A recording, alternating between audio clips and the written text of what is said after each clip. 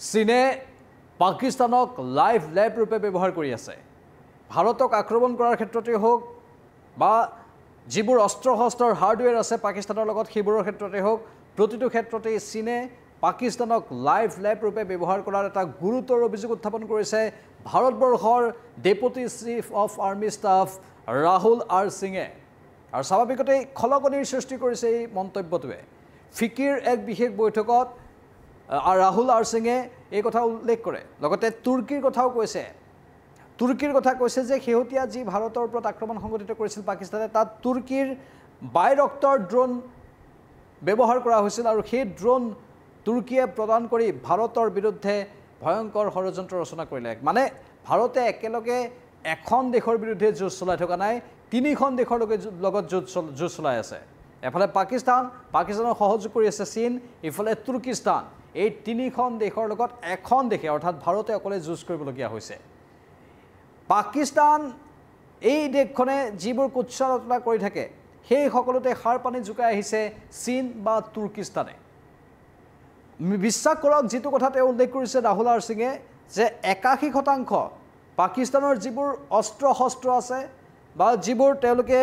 mechanism ব্যৱহাৰ কৰে ভাৰতক আক্ৰমণ কৰাৰ ক্ষেত্ৰত সেই গোটেইবোৰ 81% সেই গোটেইবোৰৰ 81%ই হৈছে চীনৰ হাৰ্ডৱেৰৰ জৰিয়তে পাকিস্তানে এতিয়া ভাৰতৰ ওপৰত আক্ৰমণ কৰি আছে আৰু চীনেও চাওক যি চীনক এটা সময়ত ভাৰতে বহুত সহযোগ কৰিছিল যি চীনৰ সৈতে ভাৰতৰ বহু বাণিজ্যিক চুক্তি আছিল যি চীনৰ সৈতে ভাৰতে ব্যৱসায় বাণিজ্য কৰি চীনৰ উত্তৰণত সহায় কৰিছিল সেই চীনে ভাৰতক ধ্বংস কৰাৰ বাবে পাকিস্তানক ব্যৱহাৰ কৰি আছে আৰু পাকিস্তানত প্ৰতিটো অস্ত্ৰ শস্ত্ৰ যিমান চীনত অস্ত্ৰ শস্ত্ৰ মিছাইল ড্ৰোন নিৰ্মাণ হয় সেই সকলো অস্ত্ৰ শস্ত্ৰ পাকিস্তানক যোগান ধৰি পাকিস্তানৰ জৰিয়তে ভাৰতৰ আক্ৰমণ সংঘটিত কৰাই পাকিস্তানক লাইভ লেব ৰূপে ব্যৱহাৰ কৰিছে চীনে এটা ডাঙৰ কথা কৈ দিছে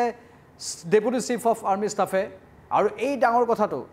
কোনো যদু মধুৱে কোৱা নাই কোনো সাধাৰণ লোকে কোৱা নাই এই কথাটো কৈছে ভাৰতবৰ্ষৰ সেনাবাহিনীৰ ডেপুটি চিফে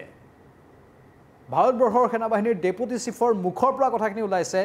ফিকিৰ সন্মিলনত এইখিনি কথা ওলাইছে স্বাভাৱিকতে ইয়াৰ তাৎপৰ্য থাকিব এনেই বতাহত তেওঁ কৈ দিয়া নাই আৰু বতাহত কৈ দিয়া এইবোৰ কথাও নহয় আৰু এই কথাখিনিয়ে এটা চিন্তাৰ সৃষ্টি কৰিছে আনকি পৰৱৰ্তী সময়ত ভাৰতত অধিক ভয়ংকৰ ৰূপত আক্ৰমণ কৰিব পাৰে তুৰ্কিস্তান চীন আৰু পাকিস্তানে মিলি বিশেষকৈ তাৰ বাবে বায়ু প্ৰতিৰক্ষা প্ৰণালী ভাৰতে অধিক কঠিন বা কঠোৰ ৰূপত বলবৎ কৰিব লাগে বুলিও deputy chief of army staff এইগৰাকী ৰাহুল আৰ সিঙে সদৰি কৰিছে বায়ু প্ৰতিৰক্ষা প্ৰণালীৰ ওপৰত গুৰুত্ব দিছে ৰাহুল আৰ সিঙে এই বিশেষ সন্মিলনত তেওঁ যেতিয়া ভাষণ প্ৰদান কৰিলে সেই বায়ু সুৰক্ষা প্ৰণালীৰ পোষকতা কৰে তেওঁ কাৰণ এই যি আক্ৰমণৰ ঘটনা সংঘটিত হৈছে সেয়া কেৱল এইবাৰ বাৰু কোনোমতে ভাৰতে তাক প্ৰতিৰোধ কৰিলে ভাৰতে নিজস্ব শক্তিৰে নিজস্ব কৌশলেৰে সম্পূৰ্ণৰূপে প্ৰতিহত কৰি শত্ৰুক এশিকনি দিলে কিন্তু পৰৱৰ্তী সময়ছোৱাত ইয়াতকৈ অধিক ভয়ংকৰ ৰূপত এই শত্ৰু ৰাষ্ট্ৰবোৰে আকাশ মাৰ্গৰ জৰিয়তে ভাৰতৰ ওপৰত আক্ৰমণ সংঘটিত কৰাৰ আশংকা আছে আৰু তাৰ বাবেই অধিক শক্তিশালী বায়ু প্ৰতিৰক্ষা প্ৰণালীৰ পোষকতা কৰিছে ৰাহুল আৰ সিঙে আমি সকলোৱে জানো যে ইয়াৰ আগতে পেহেলগাম আক্ৰমণৰ পাছত যেনেধৰণে ভাৰতে প্ৰত্যুত্তৰ দিলে প্ৰত্যুত্তৰৰ সময়ত যিবোৰ পাকিস্তানৰ অস্ত্ৰ শস্ত্ৰ পোৱা গৈছিল যিবোৰ আহি ভাৰতত পৰিছিল সেই পাকিস্তানে চেষ্টা কৰিছিল কিন্তু ভাৰতে একো ক্ষতি কৰিব নোৱাৰিলে সেই অস্ত্ৰ শস্ত্ৰবোৰ চীনত নিৰ্মিত অস্ত্ৰ শস্ত্ৰ ভাৰতে উদ্ধাৰ কৰিছিল তেতিয়া প্ৰাথমিক ৰূপত সন্দেহ হৈছিল ভাৰতৰ আৰু ভাৰতে লগে লগে এই বিষয়টো আন্তঃৰাষ্ট্ৰীয় মহলতো উত্থাপন কৰিছিল আনকি ভাৰতৰ সংবাদ মাধ্যমতো সেই খবৰটো বিয়পি পৰিছিল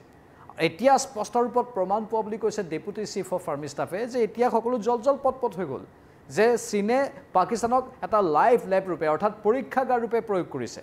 সেই পৰীক্ষাগাৰটো যিটো পৰীক্ষাগাৰত চীনে যদি নতুন অস্ত্ৰ নিৰ্মাণ কৰিলে কোনোবা নতুন উদ্ভাৱন যদি চীনত কৰে অস্ত্ৰ শস্ত্ৰৰ সেই উদ্ভাৱনবোৰ পাকিস্তানক দিয়ে যাতে পাকিস্তানে তাৰ সেই প্ৰয়োগ কৰিব পাৰে আৰু সেই প্ৰয়োগৰ জৰিয়তে চীনে গম পাই যায় যে এই অস্ত্ৰ শস্ত্ৰবোৰৰ কিমানখিনি ব্যৱহাৰযোগ্যতা হ'ব পাৰে কেনেধৰণে ব্যৱহাৰ কৰিব পাৰি তাৰে পৰীক্ষাটো এতিয়া পাকিস্তানৰ জৰিয়তে চীনে কৰি আছে অন্য ধৰণৰ পৰীক্ষাৰ এতিয়া চীনক প্ৰয়োজন নাই লাইভ টেষ্ট কৰি আছে তাকো কাৰ ওপৰত ভাৰতৰ দৰে দেশ এখনৰ ওপৰত চীনে ইমান তললৈ যে যাব পাৰে সেইটো কল্পনা কৰিব নোৱাৰি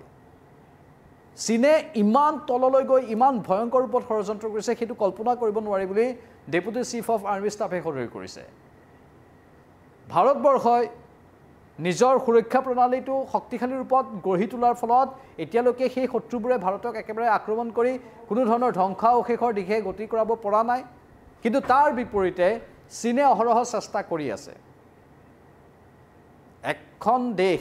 এখন ৰাষ্ট্ৰ ভাৰত আৰু সেই এখন ৰাষ্ট্ৰ সময়ত একেলগে তিনিখন ৰাষ্ট্ৰৰ সৈতে যুঁজি থাকিবলগীয়া হৈছে এখন ৰাষ্ট্ৰ যেতিয়া তিনিখন ৰাষ্ট্ৰৰ সৈতে একেলগে যুঁজি থাকিব লাগিব চাওক সেই ৰাষ্ট্ৰখনৰ ওপৰত কিমান হেঁচা পৰিব কিন্তু তাৰ পাছতো ভাৰতে এই সকলো সহ্য কৰি সেই হেঁচা সহ্য কৰি ভাৰতে কিন্তু যুঁজি আছে তুৰ্কিস্তান পাকিস্তান আৰু চীন এই তিনিখন দেশে একেলগে ভাৰতৰ বিৰুদ্ধে হেঁচা দিছে ভাৰতক আক্ৰমণ কৰিবলৈ চেষ্টা কৰি আছে আৰু সেই হেঁচা ভাৰতে প্ৰতিহত কৰি অহৰহভাৱে নিজৰ স্থিতিত থিয় দি আছে কিন্তু এবাৰো মূৰ ধুৱাই দিয়া নাই বা শিৰ নত হোৱা নাই ভাৰতৰ সেইবাবে ভাৰতবাসী হিচাপে আমি গৌৰৱান্বিত আনকি ডেপুটি চিফ অফ আৰ্মি ষ্টাফেও সেইখিনি কথা সদৰি কৰিছে তিনিখন দেশে একেলগে হেঁচা দিছে মই ক'লো ইতিমধ্যে তুৰ্কিস্তানে যি বাইৰক্টৰ ড্ৰোন প্ৰদান কৰিছিল সেই বাইৰক্টৰ ড্ৰোন পাকিস্তানে ব্যৱহাৰ কৰিলে তুৰ্কিস্তানে আন বহু সা-সৰঞ্জাম দিলে চীনেতো এফালে লাইভ লেব ৰূপে পাকিস্তানক প্ৰয়োগ কৰি আছে অস্ত্ৰ শস্ত্ৰবোৰ দি আছে অস্ত্ৰ শস্ত্ৰবোৰ কিমান সেই অস্ত্ৰ শস্ত্ৰৰ এফিকেচি আছে কেনেধৰণে সেই অস্ত্ৰ শস্ত্ৰবোৰে কাম দিয়ে তাৰ পৰীক্ষা চীনে কৰি আছে পাকিস্তানৰ জৰিয়তে আৰু চীনে নিজৰ এই অস্ত্ৰ শস্ত্ৰবোৰৰ আৰু কিমান শক্তিশালী ৰূপত গঢ়িব পাৰি সেই নিৰ্দিষ্ট পৰীক্ষাবোৰৰ জৰিয়তে গম পাই আছে পাকিস্তানৰ জৰিয়তে প্ৰয়োগ কৰাৰ ফলত আৰু সেই অস্ত্ৰ শস্ত্ৰবোৰ ভাৰতৰ ওপৰতে প্ৰয়োগ কৰা হৈ আছে ইয়াতকৈ শক্তিশালী অস্ত্ৰ আৰু কেনেধৰণে নিৰ্মাণ কৰিব পাৰি চীনে সেইটোৱে চেষ্টা কৰি আছে বোমা বাৰুদ আৰু অধিক শক্তিশালী ৰূপত কেনেধৰণে নিৰ্মাণ কৰিব পাৰি তাৰে চেষ্টা কৰি আছে আৰু সেই চীনে ভাৰতৰ বিৰুদ্ধে কৌশলেৰে বেলুচিস্তান দখল কৰাৰ অভিযোগো উত্থাপন কৰি দিছে এবাৰ চাংহাই কোঅপাৰেশ্যন অৰ্গেনাইজেশ্যনৰ বৈঠকত সেই সন্দৰ্ভত পোনপটীয়া সম্প্ৰচাৰ আমি পৰৱৰ্তী সময়ত দিছিলোঁ মানে চৌপাশৰ পৰা এটা চিন্তাৰ সৃষ্টি হৈছে কলীয়া ডাৱৰে ভাৰতক আগুৰিবলৈ চেষ্টা কৰি আছে আৰু চীনৰ সেইটোৱে উদ্দেশ্য আৰু deputy chief of army staff Rahul R সিঙে তাতেই চিন্তা ব্যক্ত কৰি কৈছে যে ভৱিষ্যতৰ দিনবোৰত হয়তো অধিক ভয়াৱহ ৰূপত চীনে আক্ৰমণ সংঘটিত কৰিব পাৰে কেৱল চীন নহয় চীন পাকিস্তান আৰু তুৰ্কিস্তানে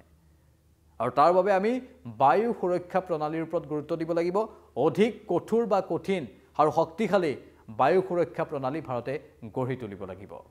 কাৰণ এই দেশবোৰে পিছ হুহুকি যোৱাৰ নাম লোৱা নাই এওঁলোকে অধিক